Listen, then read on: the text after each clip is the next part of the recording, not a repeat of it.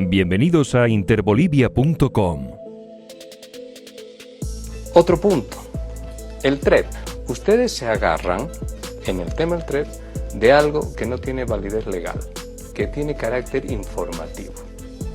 Y ustedes deberían saber que lo que realmente vale, acá, en la Argentina de ayer, en el Uruguay de ayer y en los países donde hay elecciones, lo que vale son los conteos finales. Eso deberían saberlo. Y ustedes deberían también saber que para ir a un proceso electoral tienen que llevar delegados electorales y tienen que tener una por una todas las actas que hay en el país. ¿Sabían eso? Porque este proceso electoral tiene dos componentes, Cecilia. Tiene un componente manual y un componente informático.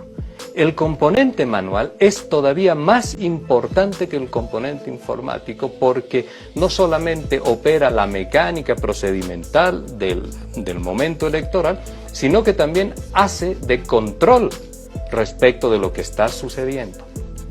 Lo que hay dentro del sobre A de seguridad es absolutamente fundamental. Y mucha gente de comunidad ciudadana, no te he visto a ti en esa situación, pero sí lo he visto, no tiene noción de lo que hay en el sobre A. No tiene noción de lo que hay en el sobre A. Y todavía está pensando en las boletas de sufragio que se han encontrado por ahí, que no tienen ningún tipo de valor, ¿no? Entonces, ese día, dos cosas. Hay declaraciones en ese momento. Declaraciones con una efervescencia que no tienen respaldo porque el TREP es informativo y no es vinculante, como dice la norma.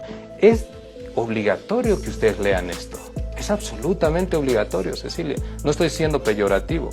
No, es legalista, pero no es absolutamente peyorativo que lo lean, ¿no? Porque ahora están en la disyuntiva de que han denunciado un fraude. Y estoy hablando ya en el proceso, han transcurrido 8 días. Han denunciado un fraude y no lo pueden probar, Cecilia. No es correcto. Y como no lo pueden probar, están en la otra disyuntiva de ver cómo van a tener que retirar a la gente de la calle. Uy, no. Tienen demasiado. Ahora tienen un problema enorme. Porque no se amparen en el TREP, que no es vinculante y que no es un elemento legal. Lo legal es el escrutinio final. El escrutinio final.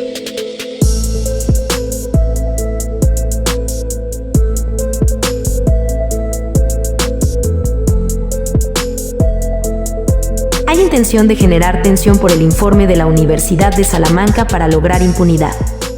El informe de la Universidad de Salamanca coincide con otros informes independientes que cuestionaron la auditoría de la OEA sobre las elecciones de 2019. El portavoz presidencial Jorge Richter acusó a sectores conservadores más radicales de buscar impunidad para quienes participaron del golpe de Estado al atacar el informe Salamanca que descartó irregularidades en el cómputo oficial de las elecciones de 2019 con el afán de generar, advirtió, un ambiente de tensión y desestabilización. La Fiscalía hizo público el informe del Grupo de Investigación DEPTECLAB de Visite, de la Fundación General de la Universidad de Salamanca, España, que descartó las denuncias de fraude electoral que derivaron en una crisis y la dimisión de Evo Morales. Sectores de la oposición cuestionaron el contenido del documento y reivindicaron la auditoría electoral de la Organización de Estados Americanos que aseguró que hubo irregularidades en ese proceso electoral. El objetivo es que en los sectores de la derecha y los sectores conservadores más radicales se quiere generar un ambiente de tensión y de desestabilización para poder lograr algo productivo de esto que ha sucedido. Algo productivo es la impunidad que difícilmente lo van a poder lograr porque está a vistas claras que sí han estado comprometidos en el golpe y que no han podido demostrar su narrativa de fraude, explicó. Richter recordó que otros estudios independientes coinciden con el informe Salamanca que, afirmó, deja en claro que no hubo ninguna irregularidad en el conteo oficial de las elecciones de octubre de 2019. A partir del trabajo de la Universidad de Salamanca, la Fiscalía decidió liberar de culpa penal a los exvocales del Tribunal Supremo Electoral que estaban acusados por fraude electoral, incluso estuvieron recluidos en la cárcel. ¿Es correcto que se cierre a partir de una pericia? No es solamente una pericia, es un conjunto de investigaciones. Es una investigación que camina en el tema del informe Salamanca por lo estrictamente técnico, pero también hay pericias de otras características. Por ejemplo, en lo que se señalaba en el informe de la Organización de Estados Americanos, el tema de la falsificación de firmas, la suplantación de actas. Eso también ha sido sometido a pericias muy específicas de peritos, que también ha señalado y ha dado un resultado que es contundente. No habían condiciones tampoco para señalar lo que había dicho la Organización de Estados Americanos. Eso está dentro del informe de sobreseimiento, de forma clara y de forma contundente. Entonces son un conjunto de elementos que han sido investigados sobre la base de lo que fue el informe de la Organización de Estados Americanos. Y ellos tenían 3 elementos, Juan Carlos, básicamente. El primero de ellos es la vinculación y la incidencia determinante del sistema TREP sobre el sistema del cómputo final. Y se ha demostrado claramente que y yo ya se lo he dicho, Juan Carlos, en alguna ocasión acá, se ha demostrado claramente que no había una conexión tecnológica porque tenían servidores distintos y cargados de datos también en tiempos diferentes. No había una relación entre el TREP y el sistema de cómputo final. Y además que el TREP no determina el cómputo final, número 1. Número 2, se explica también, y está acá, como un evento que Ethical Hacking denuncia, el tema de esa modificación abrupta en la tendencia. Eso también está explicado de forma clara y ya había estado explicado en tiempo anterior, no es nuevo esto que se está conociendo. Y finalmente el tema de suplantación de actas que se ha señalado o falsificación de las mismas, que también ha quedado develado de que no tenían las características ni la capacidad suficiente, hablo de la OEA, de poder señalar si había o no falsificación de firma, porque se requieren otros elementos que la OEA no los ha tomado en cuenta. Lo importante en esa acción dolosa que hablaba la Organización de Estados Americanos era ver si esto si tuvo una incidencia directa, Cecilia, sobre los resultados finales.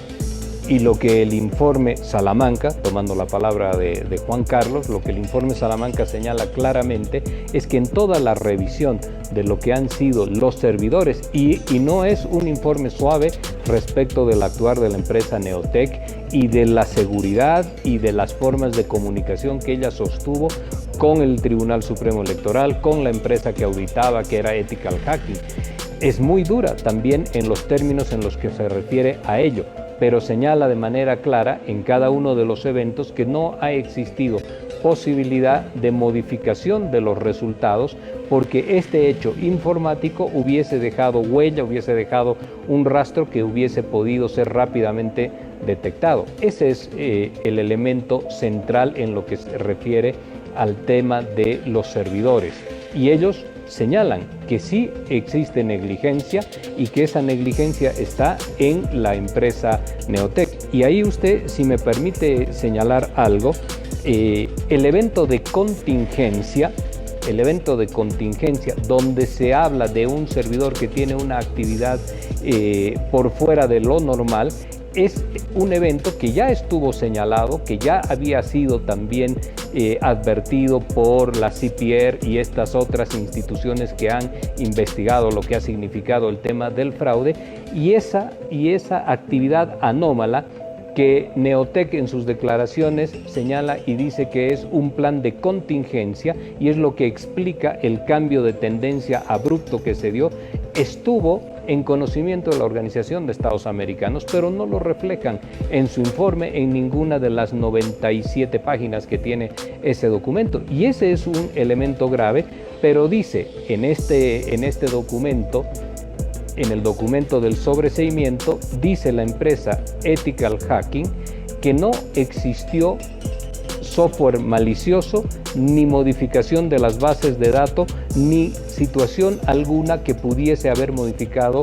los datos. Y estos son los elementos importantes sobre los que ha trabajado seguramente la Fiscalía. Claro, Jorge, sin embargo, hay aspectos que todavía nadie puede responder. ¿Por qué ocurrieron? Y eso debería responderlo la Fiscalía en el marco de una investigación. Por ¿Cuáles? ejemplo, ¿por qué se cortó la luz? ¿Por qué se paró el TREP?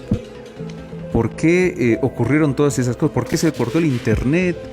¿Qué pasó con esas declaraciones iniciales que dieron los propios actores, que eran los ex vocales del Tribunal Supremo Electoral cuando fueron detenidos, que hablaban de presiones, reuniones irregulares, de un asesor ahí estrella que está en este momento no se sabe dónde, y una serie de situaciones así en sus propias declaraciones y que no ameritaron mayor proceso de investigación? Juan Carlos, el asesor estrella al que usted se refiere está en La Paz. Ah, ¿está en La Paz? Está en la ciudad de La Paz y camina por la ciudad de La Paz. Ah, bueno, qué ¿no? bueno saberlo. Pero es importante esto que usted señala porque hay que terminar con el tema de el TREP y por qué se apaga el TREP, ¿no? Lo primero, ¿el TREP incidía sobre el resultado del cómputo final? No, porque las actas del TREP no es el proceso del cómputo final, salvo, como está en el documento, salvo las actas de la votación en el exterior, salvo las actas de la votación en el exterior. El cargado de las actas en el TREP tiene una hermenéutica absolutamente diferente, profundamente distinta de lo que son las actas en el cómputo final, que viene desde los notarios, desde los jurados electorales, que llevan al Tribunal Departamental Electoral, que registran el acta, que la abren el acta, que la digitalizan y que una vez digitalizada se la pasan al cargado del sistema. Perdón, Jorge, pero el Ahora, acta del TREP, bajo esa característica evidentemente, pero el acta del TREP tiene que ser el mismo acta del cómputo final. claro, pero usted en los tribunales departamentales electorales tiene, que además es un evento público con todos los partidos políticos, en los tribunales departamentales electorales usted verifica que esa acta del TREP sea la misma que está entrando al sistema de cómputo final, sea la misma que tiene los resultados de la copia que usted tiene y si no hubiera acuerdo pasa a sala plena para su tratamiento. Entonces no es un sistema como todo el mundo cree, que modificamos unos números y ya tenemos un ganador. Eso no funciona de esa manera. Hay mucha gente involucrada en esa cadena del llenado y del cargado de los datos porque es manual el sistema. Y permítame decirle esto, Juan Carlos. Se produce, le voy a leer rápidamente esto, Juan Carlos, Cecilia. ¿Qué es esto, perdón, Jorge? Esto es lo del TREP y el apagón del TREP. ¿Pero qué informe es ese? Este es el sobreseimiento de la Fiscalía. Ok. Y acá dice, en función de lo que declara Ethical Hacking, que es la empresa que auditaba a la empresa de Neotec, a la del TREC. Dice, durante las 17:30 a 20 horas, el equipo con una dirección, da un IP, realiza una gran petición de solicitudes al servidor de aplicaciones con el TREP, con un tope de máximo de más de 30,000 solicitudes por 30 segundos. Y dice, al no saber de dónde venía y hacer las averiguaciones, tanto a Neotec como a la DENTIC, que es una instancia del Tribunal Supremo Electoral, no se tenía respuesta y se decidió dar la alerta de seguridad. Para conocimiento de la sala plena, quienes por la sensibilidad y susceptibilidad del momento decidieron dejar de transmitir los resultados del TREP hasta que se verifique y audite que no se habían alterado datos o sufrido un ataque cibernético de alguna índole. La presencia de la DENTIC y nosotros, en presencia de la DENTIC y nosotros, se verificó que no existió ningún tipo de alteraciones de datos ni ataques cibernéticos. Se verificó que el problema fue causado por una falta de comunicación de parte de la empresa Neotec al saltarse un protocolo de comunicación. Esa es la negligencia. Pero no existió ataque cibernético, no existió alteración de datos. Esto lo dice Ethical Hacking. ¿Y dice quién apagó la luz? Y acá dice, una vez terminado este protocolo y después de exhaustivas revisiones y vacilaciones, se comunicó a la sala plena que no existió ningún hackeo o alteración de la base de datos para que se proceda a poner en línea al TREP nuevamente. Eso señala. Cecilia. Jorge, el 30 de octubre del 2019, la empresa Neotec hace una declaración y la estaba buscando precisamente, donde afirma que la presidenta del Tribunal Supremo Electoral de ese momento, María Eugenia Choque, junto a los vocales, ordenó mediante una llamada telefónica la suspensión del sistema de transmisión de resultados electorales preliminares TREP.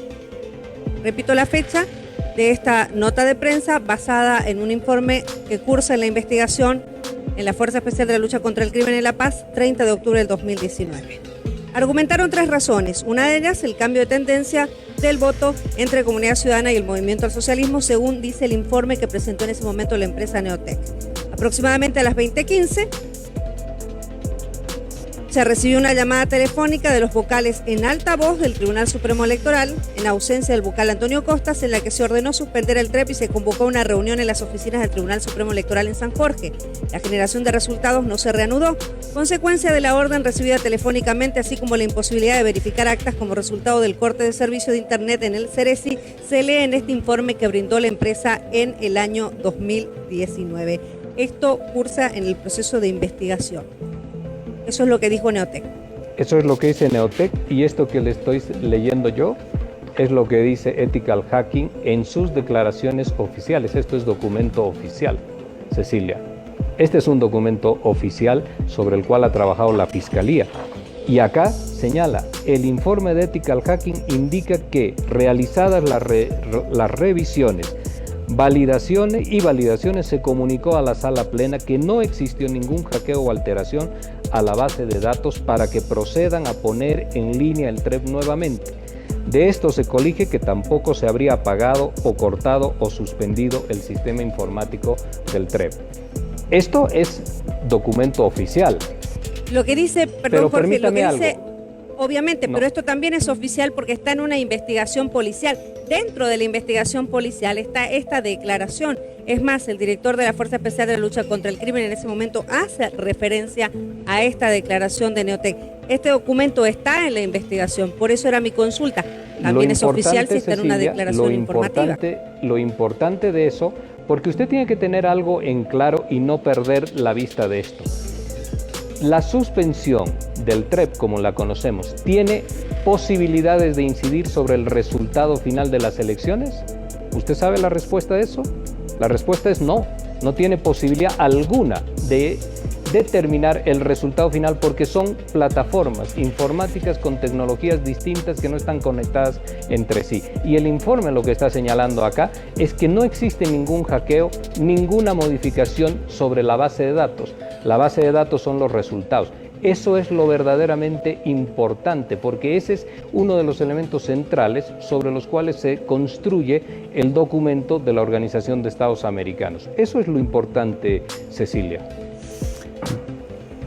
No quiero decir que eso no. Lo que le estoy señalando es que en el contorno y en el entorno también de lo que ha sido todo este proceso hay un sinfín de declaraciones.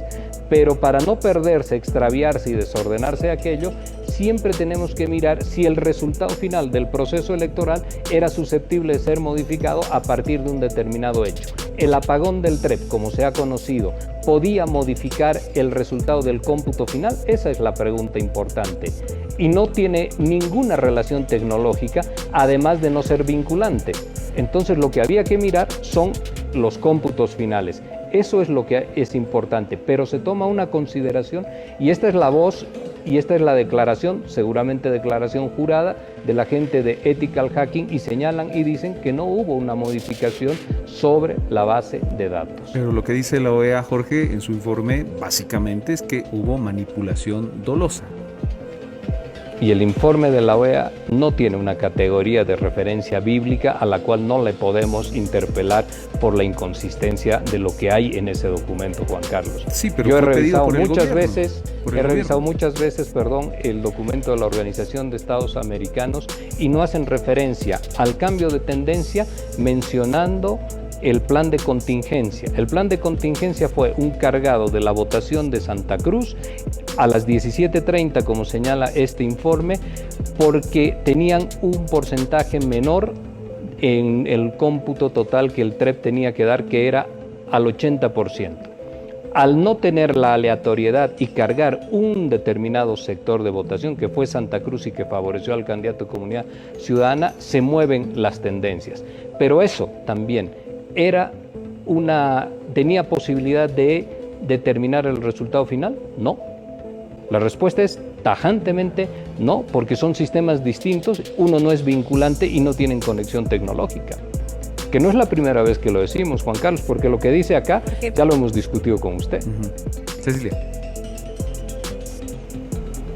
Jorge, sin embargo, este informe de la Organización de Estados Americanos fue encargado precisamente por el gobierno y por el Estado Nacional en ese momento y fue firmado por el ex canciller. Ese informe, en uno de sus puntos, dice que tenía carácter vinculante, que la decisión que asuma en ese informe, que se le encarga a la Organización de Estados Americanos, iba a tener carácter vinculante. Ese informe, ese acuerdo que se firma entre el Estado boliviano y la Organización de Estados Americanos tiene 7 puntos, si mal no recuerdo, y si los tiene usted ahí, Cecilia. Decía que tenían que revisar las actas y tenía que haber un conteo de esas actas para poder dar el número final. Y tenían que presentar un informe final en ninguno de los lugares, un informe final a través de su secretario general. En ninguno de los lados señala y dice que iban a presentar un informe preliminar. Y en ninguno de los lados tampoco señalaba que iban a hacer una recomendación respecto de segundas vueltas o no. Eso también está absolutamente claro. Y está absolutamente claro que en el informe preliminar establecen un conjunto de aseveraciones que sobre el escenario y la convulsión social que se estaba viviendo en aquel momento tiene un efecto devastador en la institucionalidad electoral del país. Pero las inconsistencias que tiene, que tiene el documento de la Organización de Estados Americanos son enormes. Y adicionalmente el documento final llega el 4 de diciembre, cuando ya en el país se había trabajado incluso la ley de excepción para la convocatoria de nuevas elecciones en el país. ¿Por qué ocurre esto? ¿Por qué ocurre el documento tan tarde? Pero entonces, ¿por qué, si el informe es inconsistente, perdón Jorge, si el informe era inconsistente, si el informe no cumplía a cabalidad con este acuerdo que se había firmado, en ese momento el expresidente ordena anular las elecciones, investigar a los vocales, destituir a los vocales y convocar en este caso, porque recordamos los hechos que acontecieron? ¿Por qué entonces se asume este informe en ese momento para anular las elecciones y lo hace el expresidente? Porque el informe, usted siempre tiene que mirar el contexto en general. Y el contexto en general, Cecilia, tiene varios factores. Factores legales, factores políticos, factores de poder y factores incontrolados de poder político que desequilibran el orden social y político de un Estado. ¿Cómo teníamos el país en noviembre del 2019? Con las calles llenas de un movimiento popular de los sectores urbanos. Teníamos el país en desobediencia de la autoridad policial respecto de la supremacía de la autoridad civil. Teníamos unas fuerzas armadas que ya no daban respuesta a la autoridad civil también y que estaban deliberando. Sobre ese escenario de convulsión, las salidas son de orden político. Y en esas salidas de orden político, el expresidente Evo Morales le hace una propuesta al país, le había hecho una propuesta antes de diálogo a los sectores, a los actores políticos, que la rechazaron. El señor de Comunidad Ciudadana la rechazó y después planteó el día 10 de noviembre, ese domingo, plantea nuevas elecciones con nuevos actores, con nuevas autoridades en el Tribunal Supremo Electoral. El país vivía una situación de conflicto y esa es una propuesta de solucionar el conflicto y de apaciguarlo. Obviamente ya no le dieron la atención que requería y fueron por el canal o por el camino del quiebre institucional. Bien, Jorge, vamos avanzando y vamos con algo que es su fuerte, la repercusión política. Fuerte. ¿Es su fuerte o no? A ver, vamos a intentar no decepcionarlo. Esto es lo que han tuiteado líderes políticos con relación a toda esta circunstancia que está generando la repercusión en lo que estamos comentando. A ver, vamos a revisar, por favor. Este es el tuit de Carlos Mesa. Investigación extemporánea de gabinete externa y con alcance y metodología establecida por el gobierno masista y una consultora. No es creíble ni reemplaza la verificación y evaluación in situ de la OEA, refrendada por la Unión Europea. ¿Qué dice sobre esto? El señor de Comunidad Ciudadana tiene un claro oportunismo sobre los documentos que son creíbles y no. El documento de la Iglesia Católica, en palabras textuales, dijo que era demoledor. en sus aseveraciones, la memoria de la Iglesia Católica. Y si había algo que tenía un conjunto de no verdades y de inconsistencias, era el documento de la Iglesia Católica.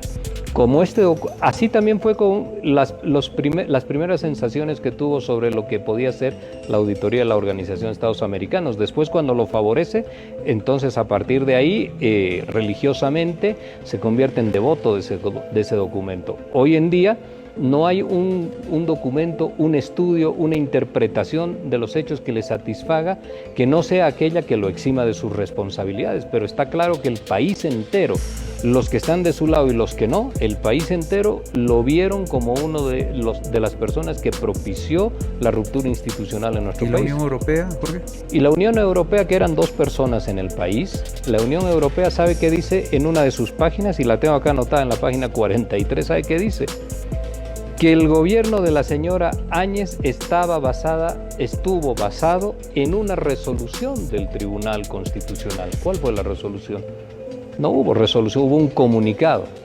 El documento de la Unión Europea es una justificación del documento de la Organización de Estados Americanos a lo largo de todas sus páginas. Incluso en la página 37 también señala y dice que no es posible que hayan existido localidades donde el movimiento al socialismo haya sacado el 100% de la votación. Y eso lo hemos visto en esta elección del pasado año, que sí existe y que sí es posible, y que el movimiento al socialismo en esos sectores lo logra y lo consigue.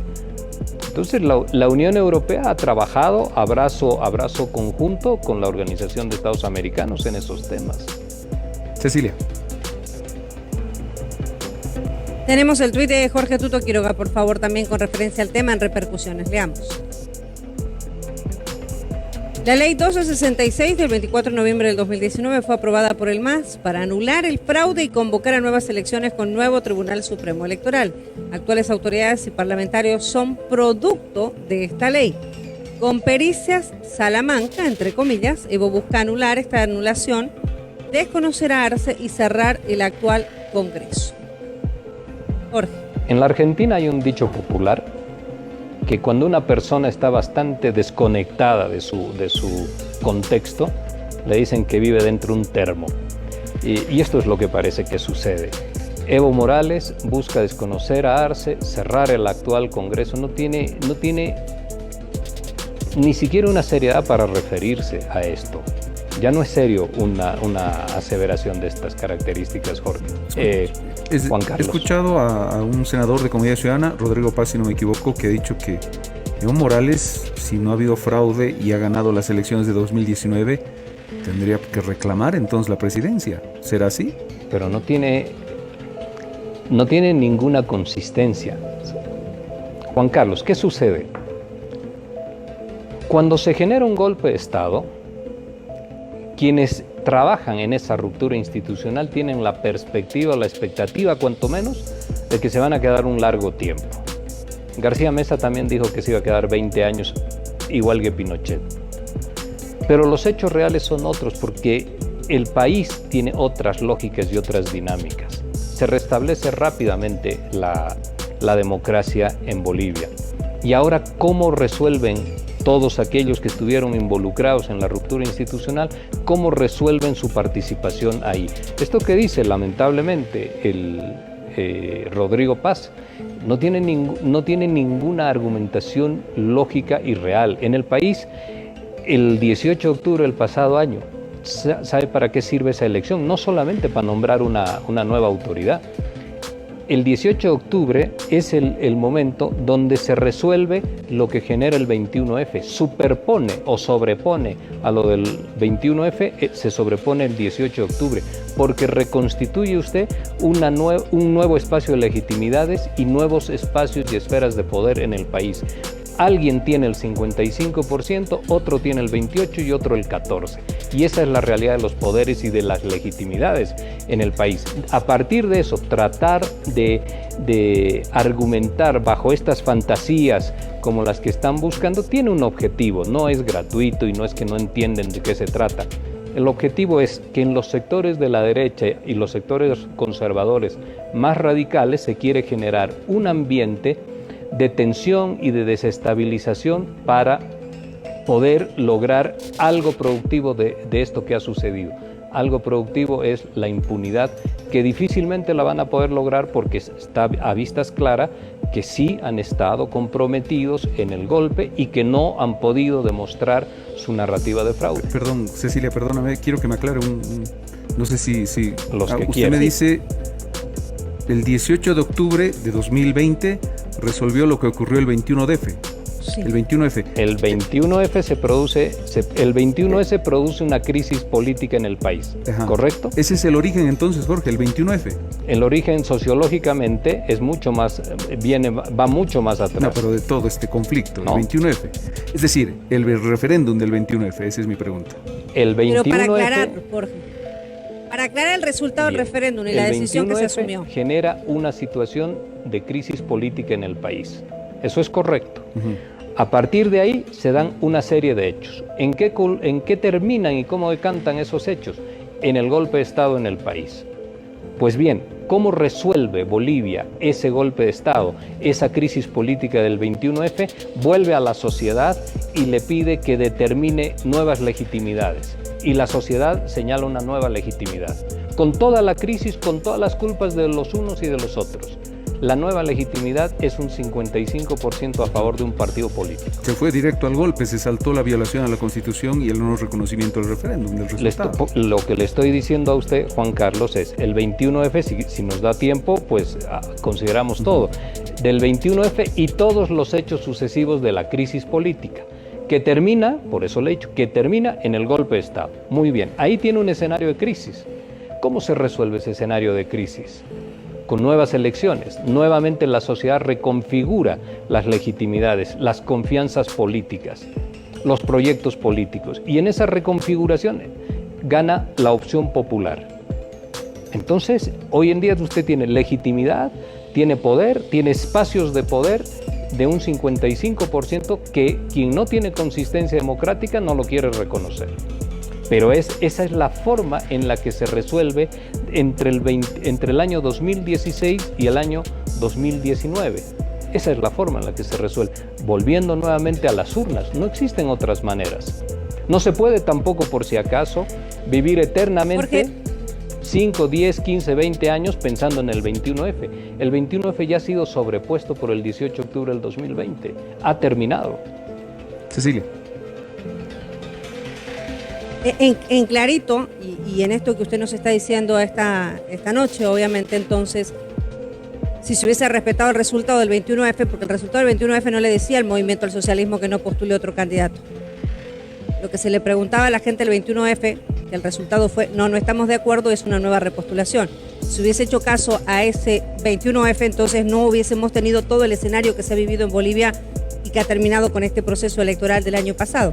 Y clarito es así, porque ganó la elección del año pasado el movimiento al socialismo, pero con otro candidato. No necesariamente eso, Jimena, Cecilia, estaríamos especulando además, porque estaríamos hablando sobre realidades que no hemos vivido. El hecho real, desde el año 2016, por poner un corte, 21F del 2016 al 2019, hemos tenido una situación de crisis política con enfrentamientos. ¿Cómo resolvemos esta crisis política?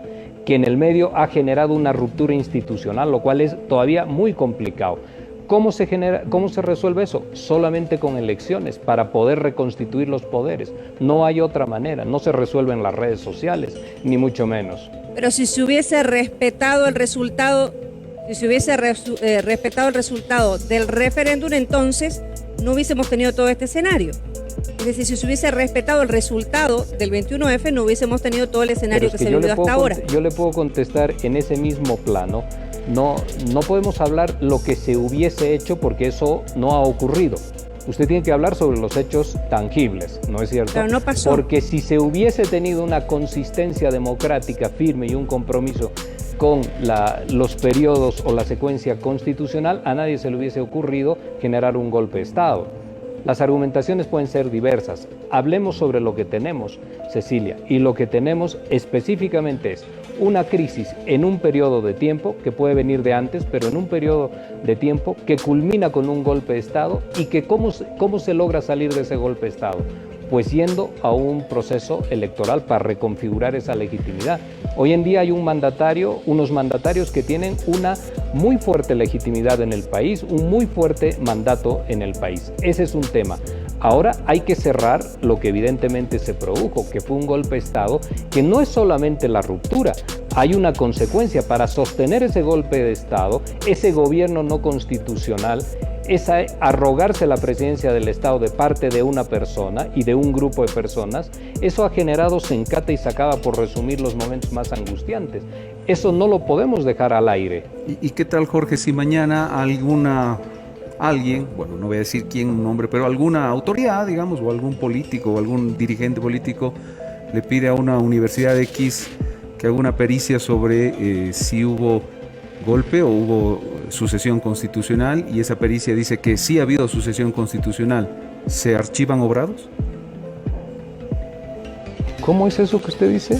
Es decir, si alguien le pide a una universidad... Usted está escribiendo telenovelas también. No, le estoy dando un ejemplo simplemente. Si alguien a una universidad le pide que haga una investigación o una pericia sobre si hubo un seguimiento, una sucesión constitucional o hubo algo raro en ese procedimiento que se lo califica como golpe, y esa pericia dice, no señor, sí, ha habido sucesión constitucional, entonces se archivan obrados, se cierra el caso. Ahí en lo que usted dice, Juan Carlos. ¿A usted le parece que una persona que interpreta la Constitución política del Estado y se arroga el mando de la nación y se pasa por alto, solo por mencionar uno, porque no es el caso, el artículo 161, tiene que tomar juramento ante las dos cámaras y no hace nada de todo aquello? ¿A usted le parece que eso tiene algún matiz de constitucionalidad? Es que ahí hay argumentos también constitucionales. ¿Cuál? Jorge, ¿Cuál? Que dice parte de esto, Juan lo Carlos, que usted manifiesta, perdón Jorge, dice parte de lo que manifiesta ni siquiera un monarca que no se hace necesita eso. un juramento, es ipso facto, y esa es una interpretación que se ha escuchado en todo esto. Así Se asume ipso facto, sin necesidad de juramento. No, señor. No, Juan Carlos. Así sea ipso facto, usted tiene que jurar.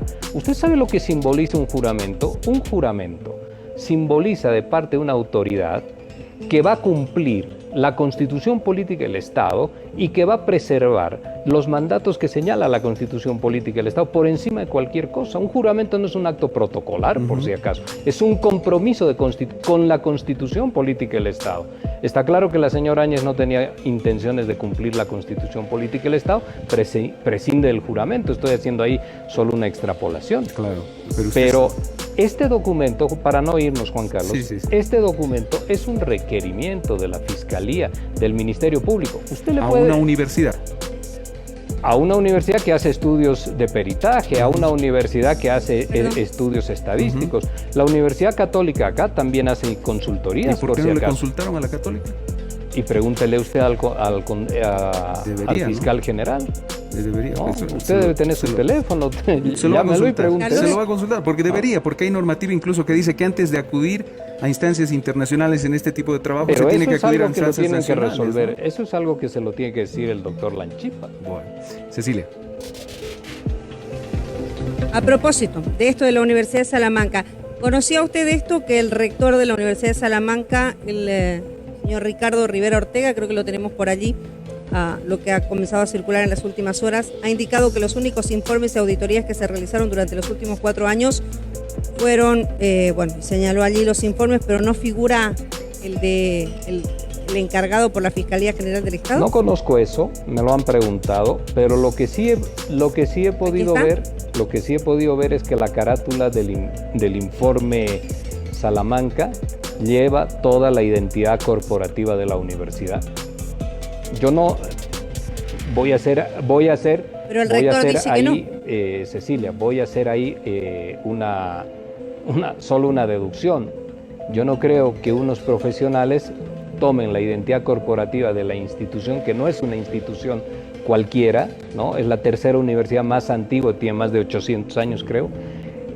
No van a tomar la identidad de la universidad para ubicarla en una carátula. Pero ¿sabe qué, Cecilia? Una cosa es contratar a la universidad y otra cosa es contratar a alguien que trabaje en la universidad. Ahí nos estamos perdiendo, Tratar a los profesionales de la universidad.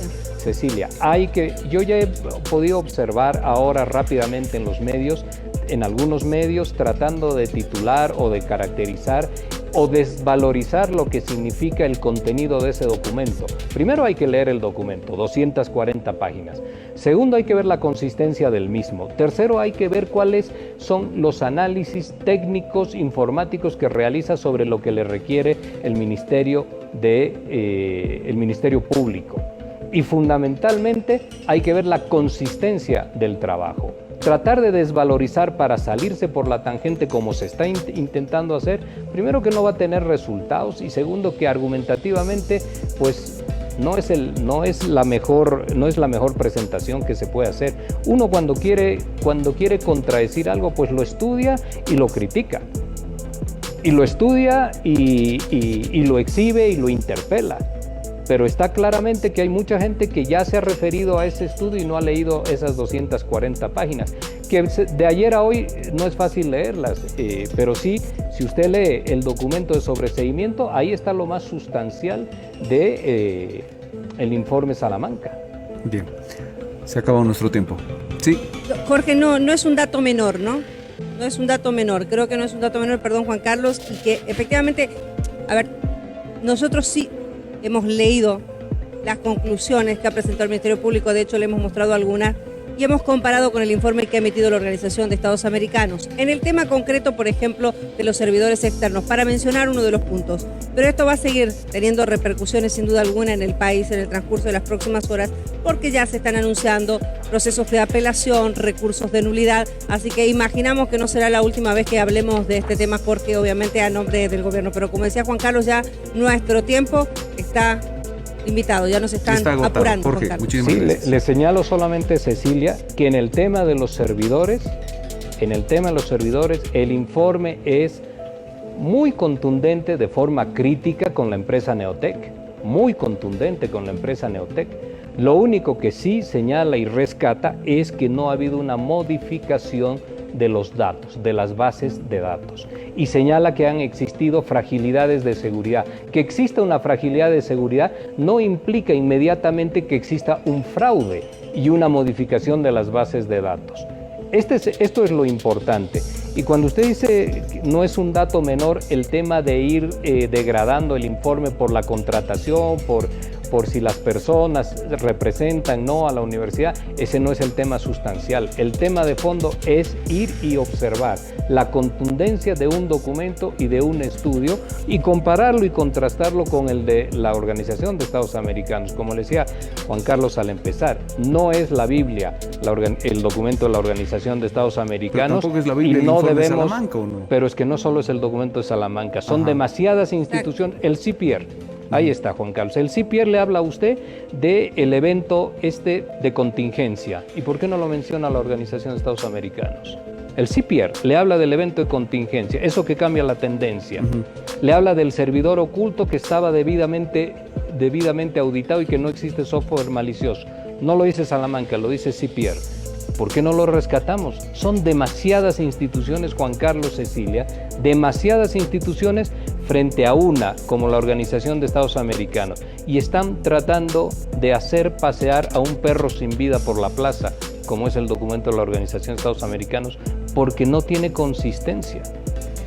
La OEA está hablando, Jorge, de la OEA, pero estoy hablando de la OEA. Sí, sí. Y ahí nos adscribimos a lo que ha dicho y que forma parte de Bolivia, Manuel López Obrador, pero nos hemos adscrito ese a es eso. otro asunto, ¿verdad? Hay que modificar sustancialmente la OEA y sobre todo hay que señalar lo que ha hecho el señor Almagro, porque el señor Almagro ahora corren los rumores de que ya se va de la Secretaría General. Eso es lo que hemos escuchado en diferentes medios. Pero si eso ocurriera, acá en Bolivia han quedado muertos a raíz de su decisión. Acá había gente que han estado detenido un año, más de 40 personas de los tribunales electorales. Y eso, ¿en la conciencia de quién? ¿Del Estado y del actual gobierno? No. Por eso se tiene que buscar justicia. Bien. Jorge, muchísimas gracias. No, Juan Carlos, muchas gracias a usted. Que nadie ha podido demostrar que fraude fue fraude. Pero déjame terminar la fraude. Comparte y opina, suscríbete a nuestro canal interbolivia.com y te espero en el próximo informe. Subimos vídeo y contenido todos los días. Siempre que esté despierto, claro. En fin, por aquí te espero. De nuevo, gracias por tu interés en mis servicios. Suscríbete a nuestro canal y no olvides activar la campanita para que te llegue todas las notificaciones.